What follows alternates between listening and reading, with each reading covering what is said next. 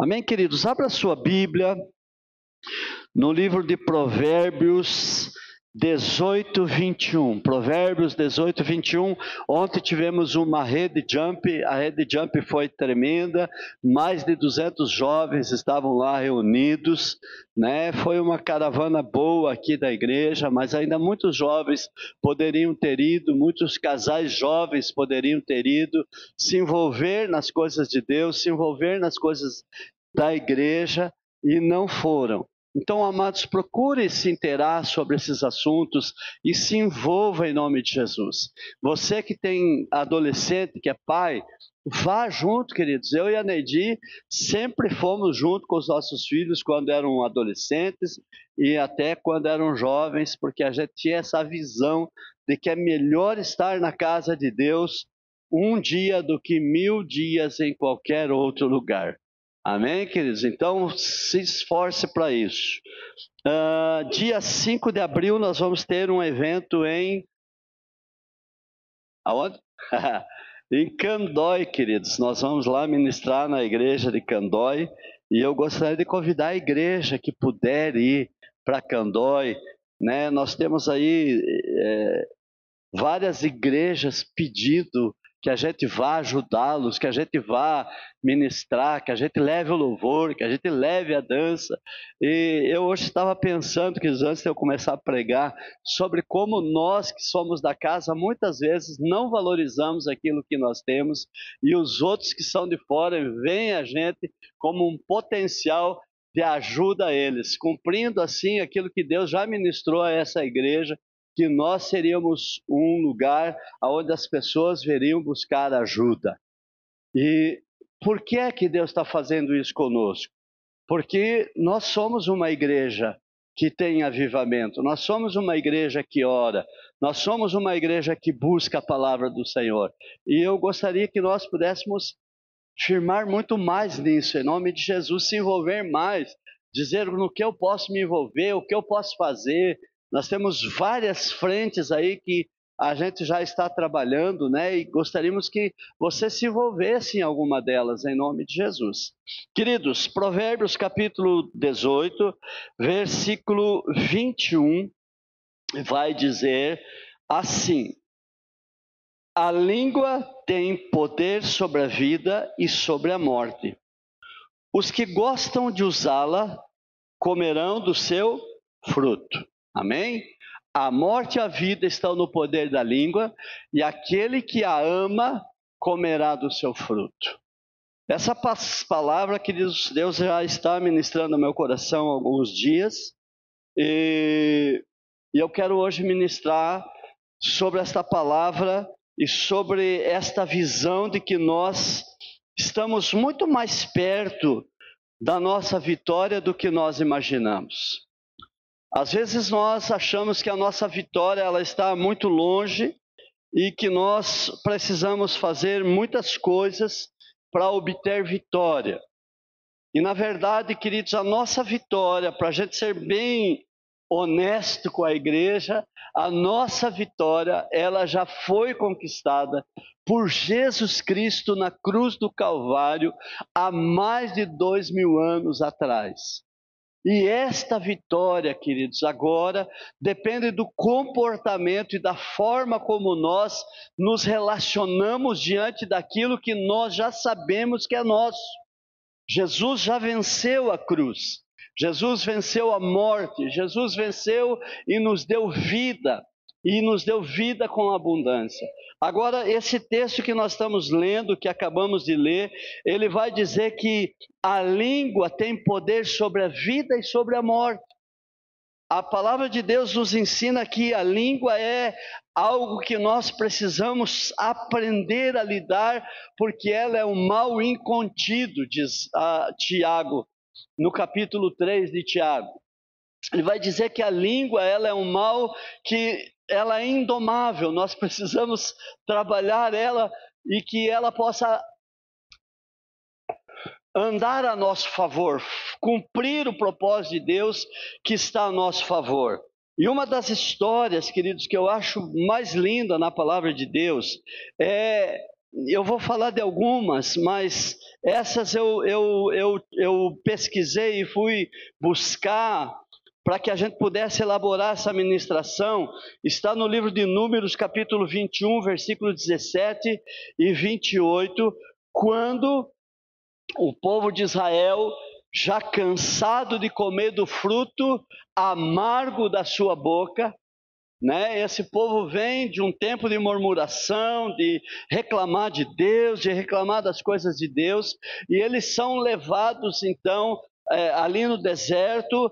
Deus envia sobre eles serpentes abrasadoras, e aquelas serpentes começam a morder aquele povo, e aquele povo começa a morrer, até que Moisés intercede pelo povo. Deus ordena que ele faça uma estaca e coloque uma serpente de bronze sobre a estaca, e todo aquele que olhar para essa serpente de bronze, ele era curado.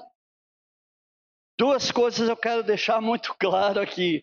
Isso não é uma ordem para Deus fazer algo para a idolatria, como eu vejo alguns defendendo a idolatria, dizendo: Deus mandou fazer uma serpente, colocar numa estaca para aquele povo idolatrar. Não, amados, aquela serpente tem um propósito muito claro dentro da palavra de Deus, que é apontar para Jesus Cristo, que foi morto no madeiro e que se fez maldição em nosso lugar. A serpente ali é um símbolo da maldição que Deus estava mandando sobre o povo. E Jesus se faz maldito no nosso lugar e morre na cruz do Calvário. Então aquela serpente aponta para aquilo que Jesus viria a fazer muito tempo depois. Não tem nada a ver com idolatria, amados. Mas aquela serpente também denota que as pessoas olhando para aquela serpente, crendo na palavra de Deus, elas seriam curadas. Só que esse povo estava cansado de colher do fruto da sua boca, da murmuração, da reclamação, e eles então agora vão para um lugar chamado Beer, ou fonte de Beer. Está escrito lá no capítulo 21, versículo 17, em diante diz assim, 16 melhor dizendo: e dali partiram para Beer, e esse é o poço o qual o Senhor disse a Moisés: ajunta o povo e lhe darei água. Então Israel cantou esse cântico sobre o poço: e vós cantai dele. Tu, poço, que cavaram os príncipes, que cavaram os nobres do povo, e o legislador com os seus bordões, e do deserto partiram para Matana, e de Matana para Naliel, e de Naliel para Bamote, e de Bamote partiram para o vale que está no campo de Moabe, no cume de Pisga, à vista do deserto. Agora Deus dá uma direção àquele povo para que eles vão a essa fonte, e chegando a essa fonte, eles usam então daquilo que nós acabamos de ler do livro de Provérbios. Eles usam a sua boca para profetizar que aquele poço daria água, que daquele poço brotaria água, debaixo de uma direção, queridos, debaixo de uma direção de Deus. Deus, nesse lugar, Deus disse: reúna o povo e ali eu darei água. O que eu quero que você saiba hoje, queridos, que eu estou tentando ensinar para você, não é uma teologia que nós vemos aí na internet, que é a teologia do determinismo.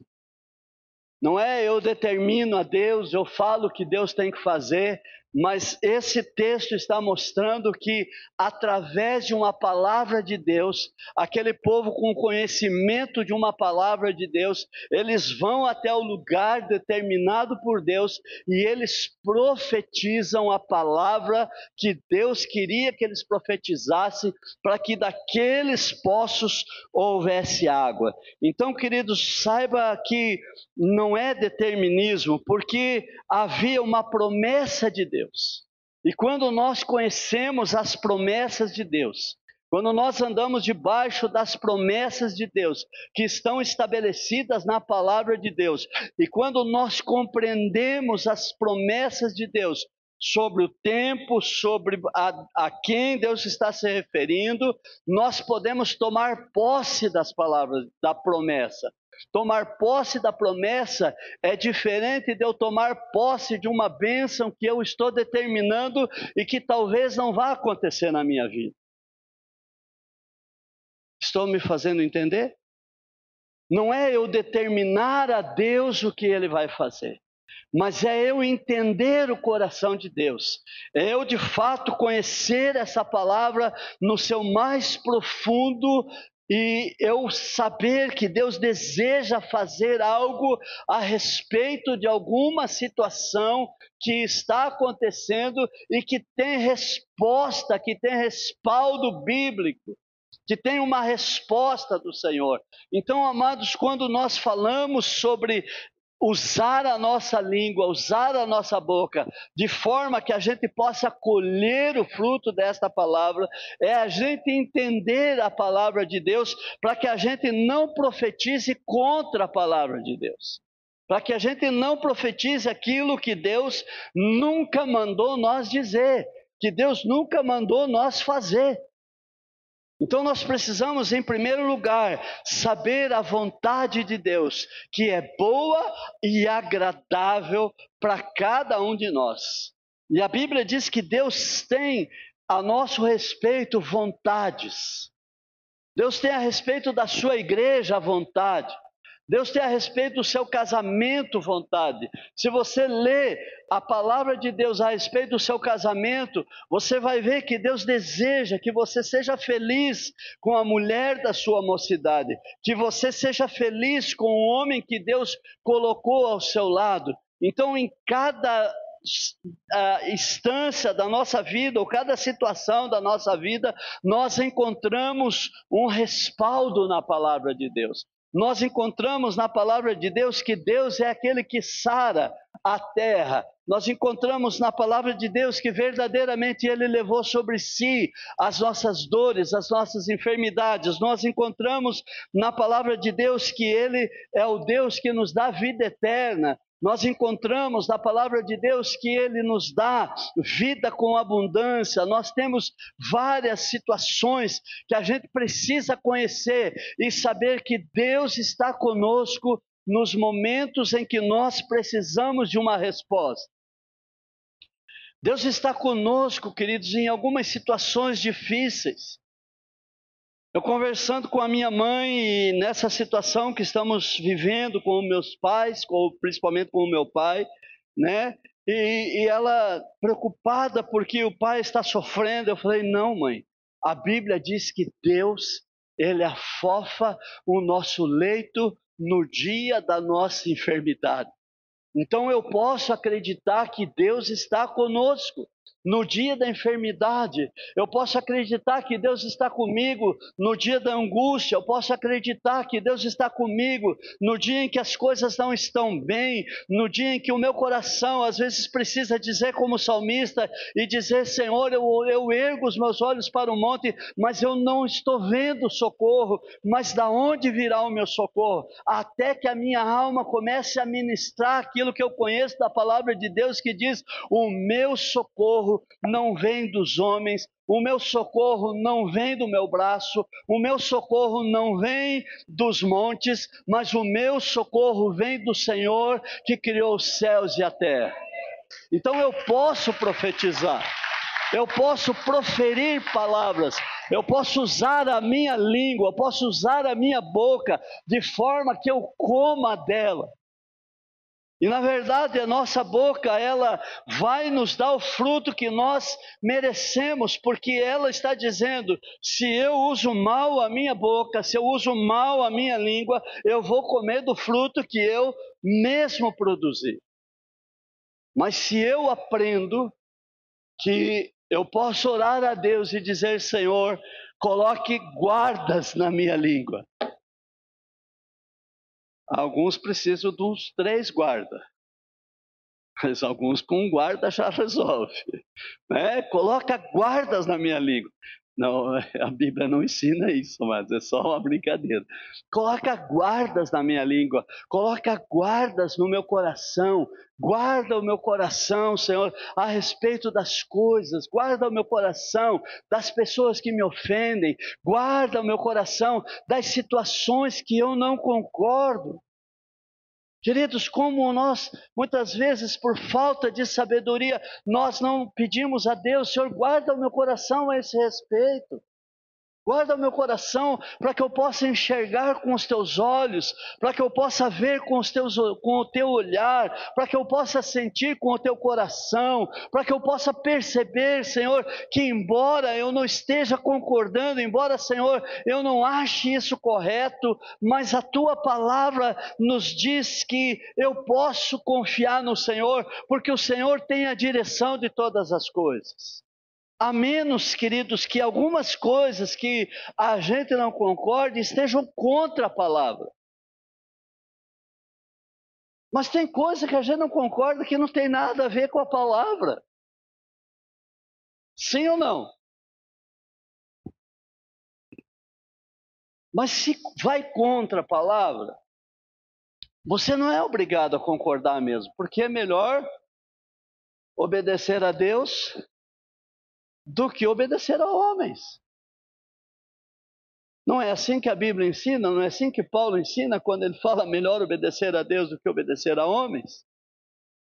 Então nós precisamos entender o que Deus quer falar conosco nessa noite. E eles chegaram nesse poço, queridos, e eles começaram a profetizar: brota poço que os nossos antepassados cavaram, brota poço que foi cavado, porque há uma palavra empenhada por Deus de que ali estaria um poço que daria água quando aquele povo estivesse unido, quando aquele povo tivesse num só pensamento. Agora você imagina aquela igreja do deserto, chega no poço e um fala assim: brota água, poço. Outro fala: não, eu queria refrigerante. Outro fala: não, não brota água, porque se brotar água o meu inimigo vai beber. E fica aquela confusão dentro daquela igreja, e eu garanto que não haveria água, queridos. Mas Deus nos chamou para unidade. Deus nos chamou para a gente profetizar sobre essa cidade. Deus nos chamou para profetizar sobre Coronel Vivida, declarando aquilo que nós sabemos, que Coronel Vivida é do Senhor Jesus. Ah, apóstolo, mas isso está na Bíblia? Está, queridos. Está na Bíblia. Não está na Bíblia escrito assim: Coronel Vivida é do Senhor Jesus, mas está escrito na Bíblia que do Senhor é a terra e toda a sua plenitude. Então, se eu conheço a palavra de Deus, eu profetizo: Coronel Vivida é do Senhor Jesus. Por quê? Porque a terra é do Senhor, porque a plenitude da terra é do Senhor, porque os governos são do Senhor. Deus diz que o coração do rei está na sua mão e ele inclina para onde ele quiser. Então eu posso profetizar. Eu posso compreender a palavra do Senhor, como estas pessoas fizeram. Quantas promessas há sobre a sua vida? Quantas promessas há sobre você? E que você não conhece? E que você não tem nem ideia. Nós podemos começar a ler a palavra e dizer: Senhor, eu quero ler a palavra para conhecer o teu coração, para saber o que o Senhor pensa, para saber como pulsa o teu coração, para saber, Senhor, qual é a sua vontade para mim, qual é a sua vontade para o meu casamento, qual é a sua vontade para os meus filhos, qual é a sua vontade em relação ao meu trabalho, qual é a sua vontade. E aí nós vamos cumprir a palavra de Deus que diz: seja feita a tua vontade e não a minha. Seja feito o seu querer e não o meu querer. Seja feita a tua vontade aqui na terra como é feita no céu. Então nós podemos, meu amado, nos deparar em algumas situações e conhecer a palavra de Deus e velar sobre essa palavra. Sobre essa palavra. eu velo sobre a palavra de Deus. Você vela sobre a palavra de Deus. Porque se Deus disse, Deus vai cumprir, queridos. Então eu eu sou muito cético sobre algumas profecias que nunca se cumprem. Eu sou muito cético sobre alguns Deus me falou. Eu sou muito cético sobre isso. Por quê? Porque se você pensar em alguns Deus me falou, a gente vai saber que Deus nunca falou, porque nunca se cumpriu. Ou que se Deus falou, a pessoa que ouviu nunca velou sobre aquela palavra. Mas eu quero que você hoje se atente a isso, queridos. Que aquele povo estava cansado de comer frutos amargos produzidos por eles mesmos. Quem sabe os frutos amargos de um casamento que está em ruínas, porque você ainda profetiza que o seu marido não é bom. Talvez você esteja colhendo frutos amargos porque você ainda não profetiza sobre a vida da sua esposa, que ela é um tesouro dado por Deus, porque a palavra de Deus diz que aquele que acha uma esposa acha um tesouro e recebeu o favor de Deus. Talvez você ainda esteja com problemas muito sérios com os seus filhos, porque você ainda acha que os seus filhos são aquilo que eles estão dizendo que são, e não aquilo que a Bíblia diz que eles são. Porque às vezes os nossos filhos são rebeldes mesmos, e nós profetizamos que os nossos filhos são rebeldes com a nossa boca. Nós profetizamos, os nossos filhos não têm jeito. Nós profetizamos, os nossos filhos são duros de coração. Nós profetizamos que eles são, às vezes, com palavras ruins, pestinha, endiabrado. Mas a Bíblia não diz nada disso. A Bíblia diz que os filhos são herança do Senhor e o fruto de ventre, o galardão do Senhor sobre a nossa vida. Então os meus filhos são bênção do Senhor, os teus filhos são bênção do Senhor e sempre serão bênção do Senhor, apesar de muitas vezes fazerem aquilo que nós não gostamos, eles continuam sendo bênção do Senhor. Amém, amados? Então eu quero falar de outra história que está no livro de Ezequiel, capítulo 37, versículo 1 a 14. Muitos de nós conhecemos, mas todos nós deveríamos conhecer. É a história onde Deus leva o profeta Ezequiel a um vale de ossos secos. E o interessante desse texto, queridos,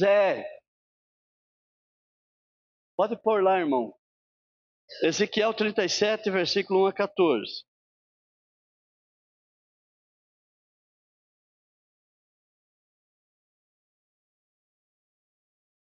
Aleluia.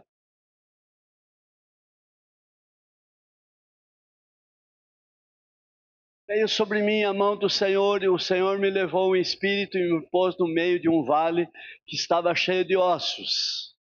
E me fez andar ao redor deles, e eis que eram muito numerosos sobre a face do vale, e estavam sequíssimos. E me disse: filho do homem, poderão viver esses ossos? E eu disse: Senhor Jeová, tu o sabes. E então me disse: profetiza sobre esses ossos e dize-lhes: ossos secos, ouvi a palavra do Senhor. Assim diz o Senhor Jeová a esses ossos: eis que farei entrar em vós o espírito e vivereis. E porei nervos sobre vós, e farei crescer carne sobre vós, e sobre vós estenderei pele, e porei em vós o espírito e vivereis, e sabereis que eu, o Senhor, sou o Senhor. Então profetizei como me deu ordem, e houve ruído enquanto eu profetizava, e eis que se fez um rebuliço, e os ossos se juntaram cada um osso ao seu osso.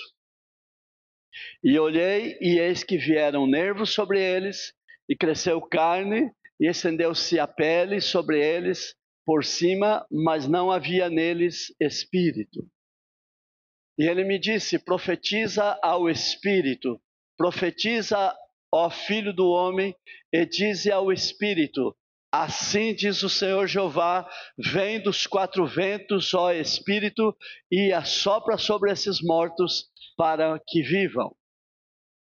E profetizei como ele me deu ordem, então o Espírito entrou neles e viveram, e se puseram em pé, e um exército em grande extremo. Então me disse: filho do homem, esses ossos são toda a casa de Israel, eis que dizem, os nossos ossos se secaram, e pereceu a nossa esperança, e nós estamos cortados. Portanto, profetiza e dize-lhes: assim diz o Senhor Jeová, eis que eu abrirei as vossas sepulturas, e vos farei sair das vossas sepulturas, ó povo meu, e vos trarei a terra de Israel. E saberei que eu sou o Senhor, quando eu abrir as vossas sepulturas, e vos fizer sair das vossas sepulturas, ó meu povo.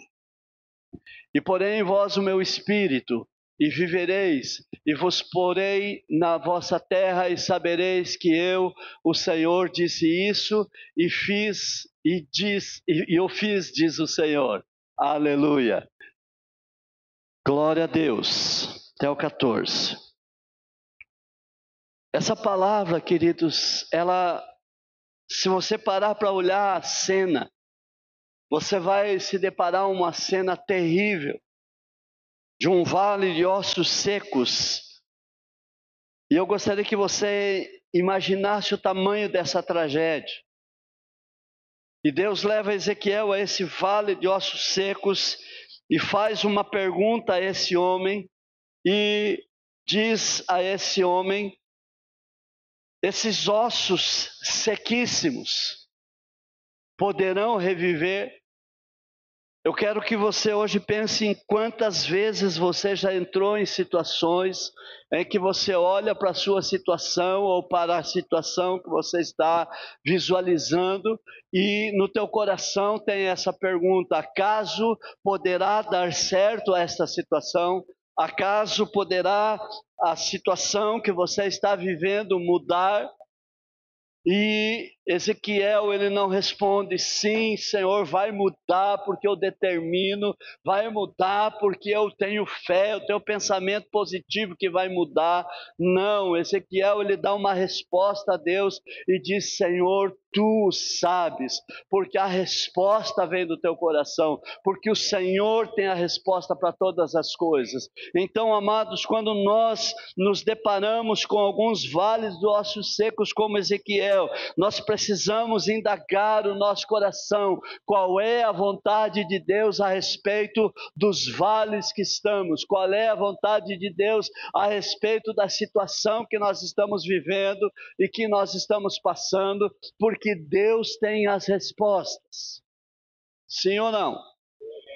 Então, amados, ele diz que aqueles ossos, eles poderiam reviver debaixo de uma palavra. E Deus diz a Ezequiel: profetiza sobre esses ossos. Profetiza que esses ossos se juntarão, profetiza que esses ossos terão ligamentos, profetiza que esses ossos terão músculos, nervos, profetiza que esses ossos terão carne, profetiza que esses ossos serão pessoas. Mas a Bíblia diz que ele profetizou tudo isso, e tudo isso aconteceu porque havia uma palavra. Ezequiel conhecia o coração de Deus a respeito do vale dos ossos secos, e sabia que esta palavra dizia a respeito à nação de Israel, que estava em apuros, que estava secando ou que estava morta.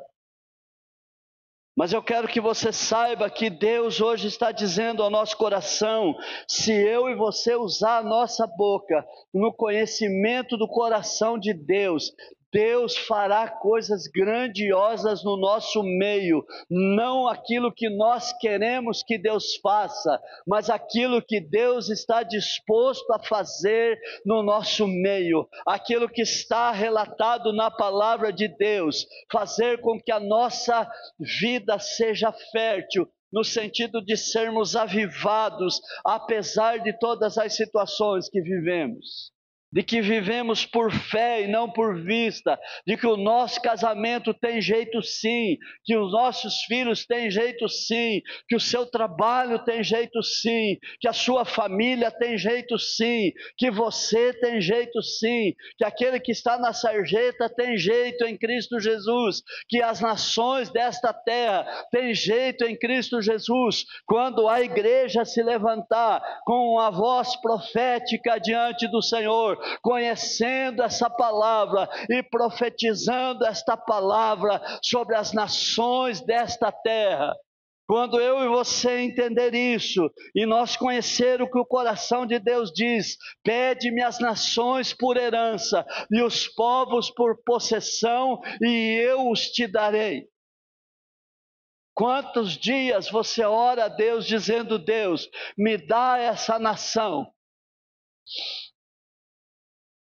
Quanto tempo nós investimos da nossa vida dizendo: Senhor, nos dê Coronel Vivida? Porque nós queremos ganhar shoppingzinho, nós queremos ganhar a nossa casa. Quanto tempo nós estamos profetizando a palavra de Deus e não correndo atrás dos nossos interesses? Eu prometi que eu não ia bater em ninguém, não quero, amados. Mas o Senhor diz que nós podemos profetizar quando nós temos um conhecimento daquilo que podemos profetizar. Você pode profetizar sua casa abençoada. Se você usar sua boca na sua casa como alguém sábio, se você disser: eu vou comer do fruto dos meus lábios, porque Provérbios diz que eu vou comer do fruto dos meus lábios, mesmo que eu profetize mal, eu vou comer do fruto deles, mas se eu profetizo vida, eu vou comer do fruto deles.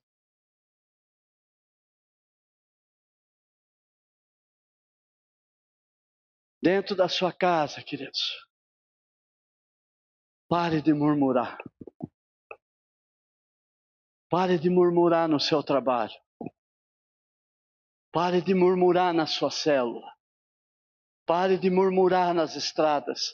Pare de fazer aquilo que aquele povo fez no deserto. Comece a profetizar a vida do Senhor. Comece a profetizar a abundância do Senhor. Comece a falar a palavra de Deus. A Bíblia diz que nós podemos ser cheios do Espírito Santo, meus amados. E a Bíblia ensina como fazer isso. A Bíblia não diz: enchei-vos do Espírito Santo, rodopiando, pulando, gritando. A Bíblia diz: enchei-vos do Espírito Santo, falando entre vós com salmos, com cânticos e hinos espirituais. Queridos, nós queremos ser cheios do Espírito Santo. Nós queremos, eu sei que isso arde no teu coração, como arde no meu coração. Então nessa noite, ouçamos esta palavra de Provérbios que diz: você vai comer do fruto dos teus lábios. Comece a profetizar sobre a sua casa. Ah, mas o meu marido não é crente. Vai lá no travesseiro dele, começa a orar no travesseiro dele e dizer: Senhor, o meu marido é do Senhor, essa mente é do Senhor. Toma o coração desse homem, muda o coração desse homem, muda o coração dessa mulher, muda o coração do meu pastor. Sabe, amados,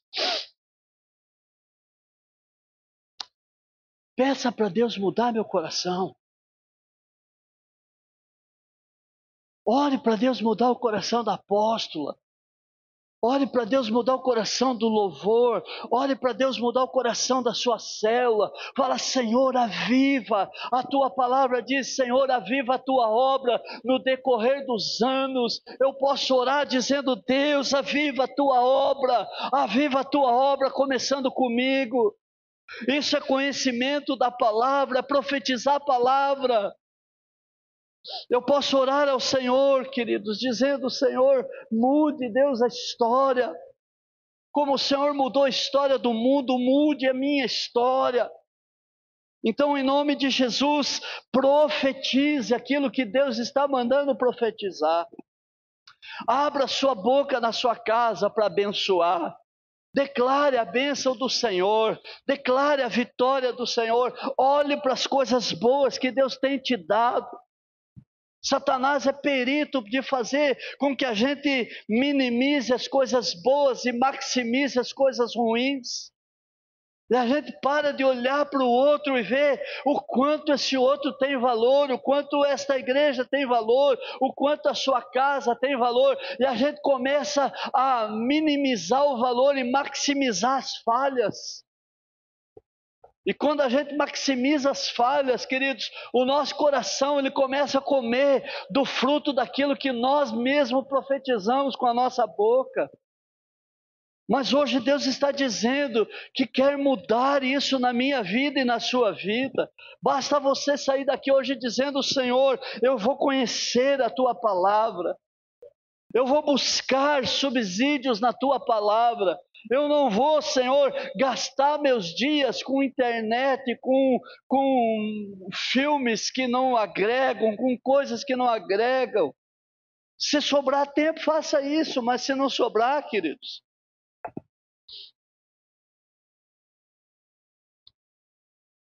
Para terminar, queridos, falar sobre Mateus 14, 22 a 36.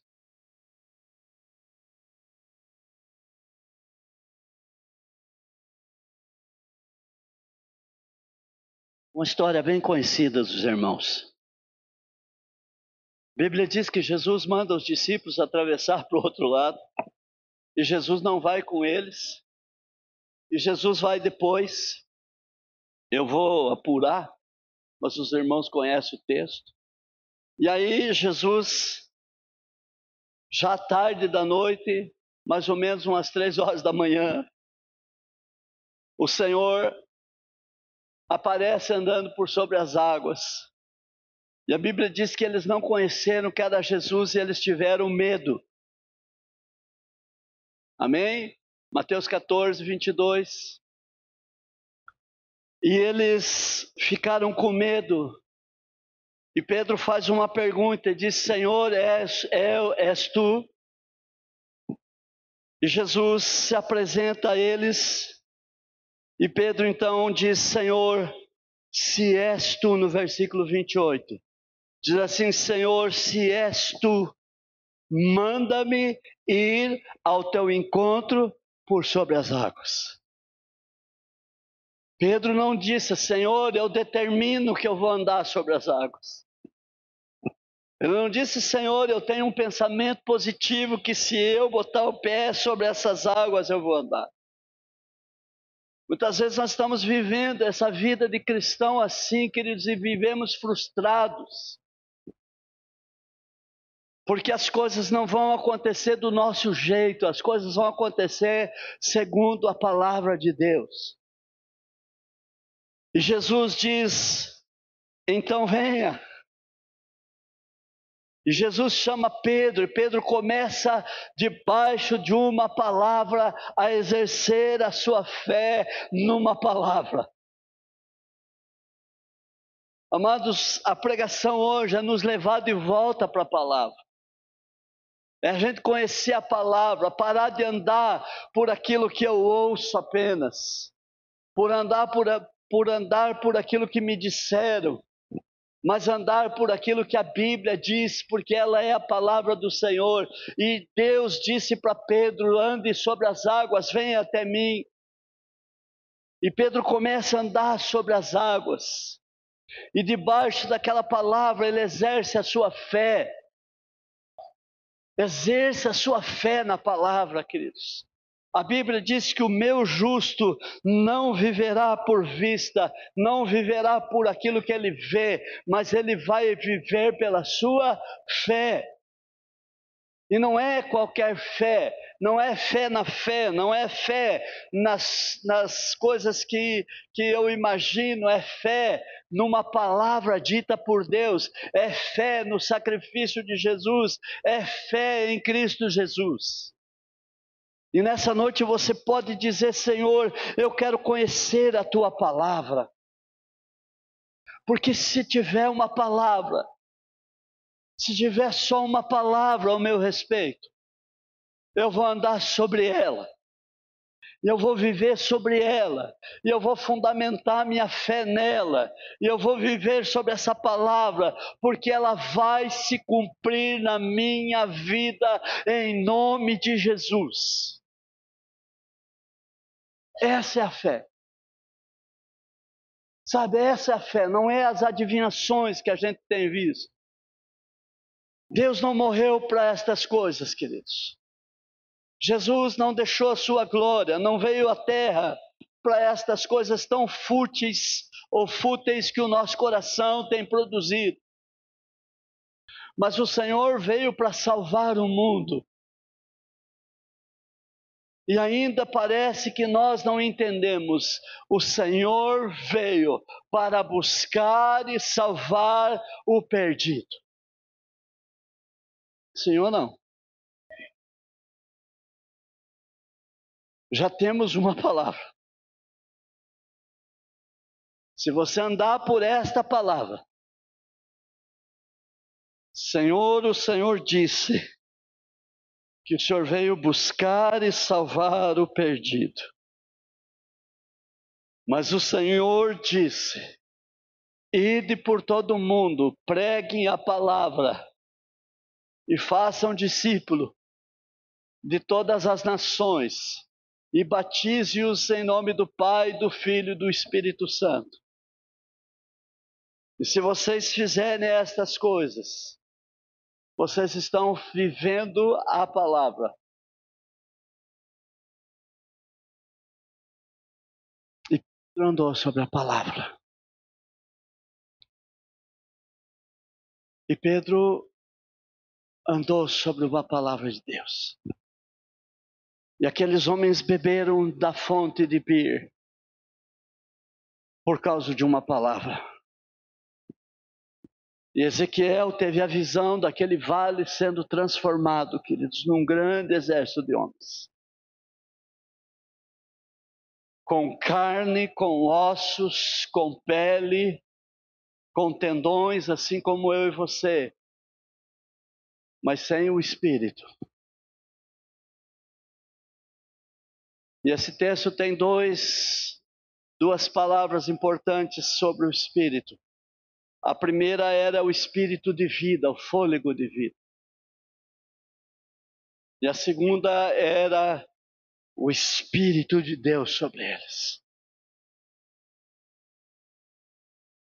Eu quero que hoje você receba uma palavra dizendo: Deus tem o seu Espírito para derramar sobre nós, para nos avivar, a fim de que nós possamos ser completos em Cristo. Você precisa hoje dizer: Senhor, eu não vou andar determinando coisas que eu não sei se é a tua vontade. Se você lê Ezequiel, os primeiros capítulos, Deus fala para ele profetizar contra profetas falsos, que andam dizendo que eu disse e eu não disse. Ezequiel foi um homem que profetizava aquilo que ele ouvia de Deus.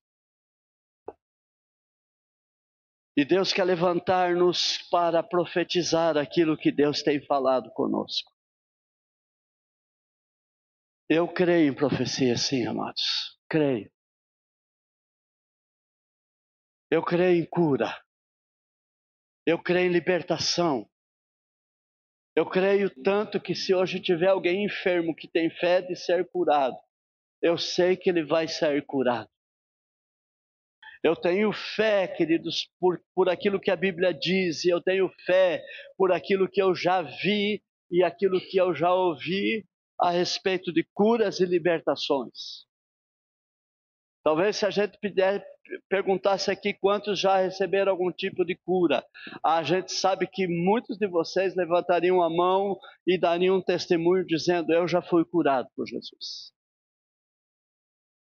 Talvez se eu perguntasse quem aqui já foi usado para falar de cura e ver a cura, você talvez levantasse a sua mão e dissesse: eu já tive essa experiência de orar e saber que a Bíblia diz que Ele nos deu autoridade para pisar em serpentes e escorpião, e etc, etc, etc.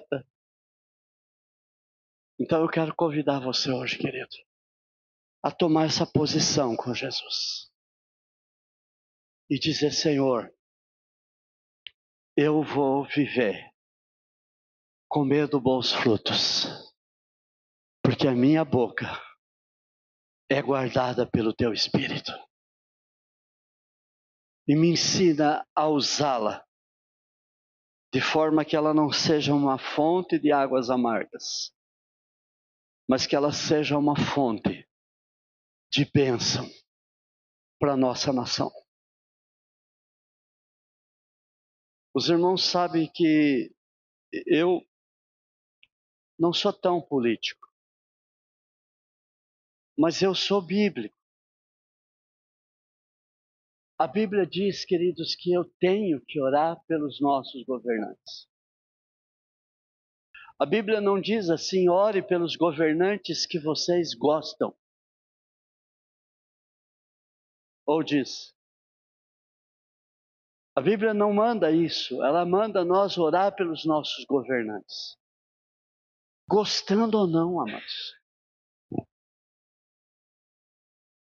Nessa noite eu quero dizer para você: nós precisamos orar pelo Brasil. Nós precisamos orar pelo presidente da República. Gostando dele ou não gostando. Nós precisamos orar pelo nosso prefeito, gostando dele ou não gostando. Nós precisamos orar pelos nossos vereadores, gostando ou não gostando. Nós precisamos orar pelas nações, gostando ou não gostando. Nós hoje temos a Síria matando cristãos. Nós temos o Iêmen matando cristãos. Nós temos um outro país que eu anotei aqui, que eu esqueço sempre, que fechou todas as igrejas. A Argélia. Todas as igrejas cristãs na Argélia estão fechadas. Nós temos a Coreia do Norte, que é proibido pregar o evangelho. Nós temos a China, que as igrejas que podem funcionar na China são só igrejas que estão de acordo com os protocolos do governo. Mas nós temos na China uma das maiores igrejas subterrâneas. Nós temos hoje na Índia, queridos, pessoas sendo mortas, espancadas, igrejas queimadas. Nós temos vários locais, a Somália. Nós temos vários locais de irmãos nossos morrendo por amor de Cristo. Todo esse culto é para que eu quero pedir para você ficar em pé e abrir a sua boca e orar por essas nações. Se colocar como intercessor, primeiro pela sua vida e depois por essas nações.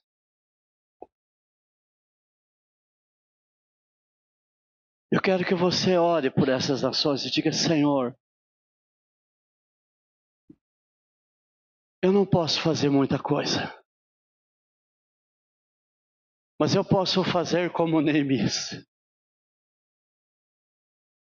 Neemias, ouvindo que A cidade dos seus pais estava destruída, com os muros destruídos.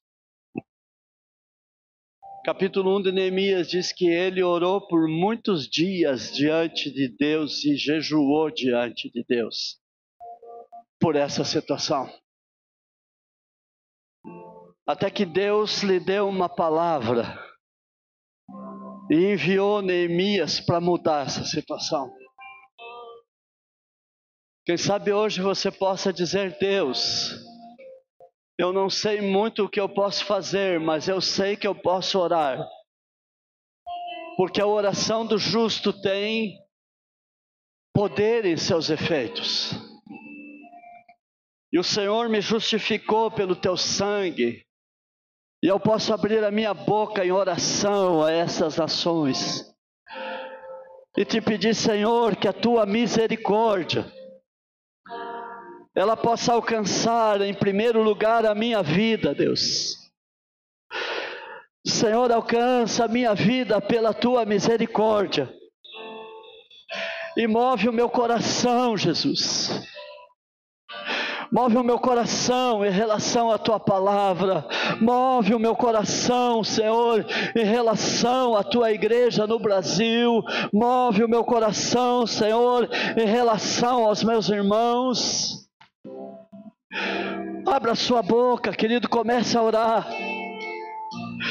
Eu quero que você e Deus tenham uma conversa. Abra sua boca, comece a falar com Ele, dizendo: Senhor, o que eu posso fazer, Deus?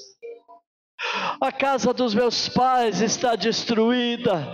Essa nação, Senhor, tem homens de Deus, mulheres de Deus, que estão sendo lançados por terra, Deus, tendo as suas cabeças arrancadas, tendo os seus corpos mutilados, homens e crianças e mulheres morrendo, Deus, porque não querem negar o teu amor, porque não querem negar que te servem, meu Deus.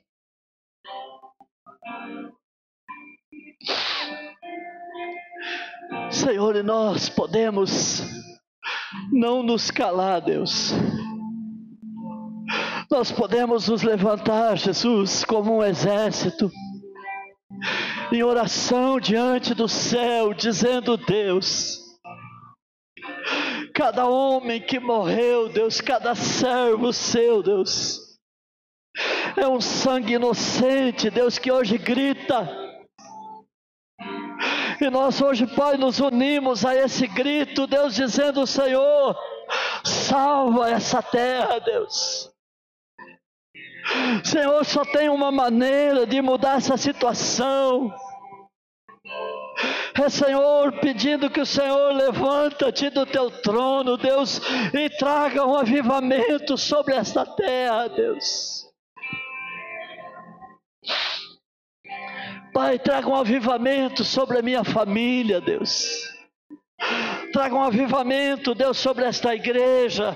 Traga um avivamento sobre o Brasil. Traga um avivamento sobre as nações.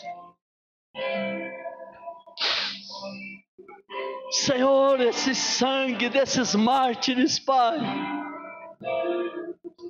eles podem ser ouvidos, Deus, assim como a tua palavra diz sobre aqueles ossos.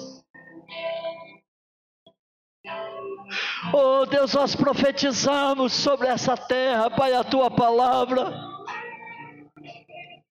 Senhor, nós oramos sobre esta palavra, Deus, porque a tua palavra diz que nós podemos fazer conhecida do Senhor todas as nossas petições. A sua palavra diz: não andem ansiosos por coisa alguma, antes façam conhecidas diante do Senhor as vossas petições.